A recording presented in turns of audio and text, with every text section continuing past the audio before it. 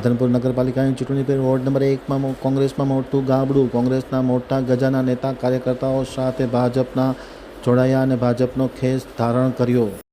Radhanpur આમતક news બ્યુરોમાંથી Jagdish પંચાલનો એક વિસ્તૃત અહેવાલ. રાધનપુર નગરપાલિકાની ચૂંટણીમાં લઈને મોટા સમાચાર. કોંગ્રેસનું મોટું ભંગાણ પડ્યું છે.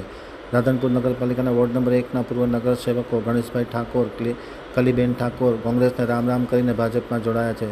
રાધનપુર નગરપાલિકાના વોર્ડ નંબર 1ના પૂર્વ નગરસેવકોએ કોંગ્રેસને રામ કરીને ભાજપમાં જોડાતા કોંગ્રેસના ગઢમાં મોટું ગાબડું પડ્યું છે અને વોર્ડ નંબર 1 એ કોંગ્રેસનો ગઢ ગણાતો હતો, જ્યાં ભાજપે ગાબડું પાડ્યું છે. રાધનપુરના ધારાસભ્ય લવિંગજી સોલંકી, શહેર ભાજપના પ્રમુખ રાજુભાઈ ઠક્કર વગેરેની ઉપસ્થિતિમાં આ બંને નગર જે પ્રતિષ્ઠિત આગેવાન છે કોંગ્રેસના, તેઓ ભાજપમાં જોડાવ્યા છે અને ભાજપનો ખેસ ધારણ કર્યો છે. ઠાકોર કલીબેન ભૂરાભાઈ, ઠાકોર ગણેશજી ડાયાભાઈ સહિતના લોકો ભારતીય જનતા પાર્ટીમાં વર્ષોથી કોંગ્રેસમાં રહી અને કોંગ્રેસમાં કામ કરતા હતા, પરંતુ કોંગ્રેસમાં અન્યાય થતાં આખરે ભારતીય જનતા પાર્ટીમાં જોડાઈ અને ખેસ ધારણ કર્યો છે. મોટા સમર્થકો સાથે તેઓ ભાજપમાં જોડાયા છે. મારું નામ ગણેશભાઈ ડાયાભાઈ, વોર્ડ નંબર 1.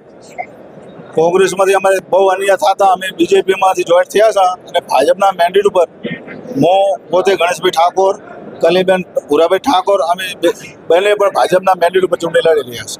જીતવાનો કેવો વિશ્વાસ? જીતવાનો 110% જીતવાના છે. એક નહીં 107 સુધી વોટ બધા અઠ્યાવી ભાજપ આપવાની છે.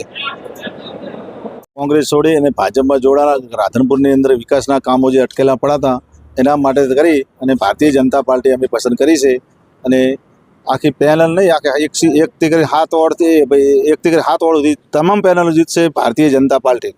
તમારું નામ? મારું નામ ગણેશભાઈ ડાયાભાઈ ઠાકોર.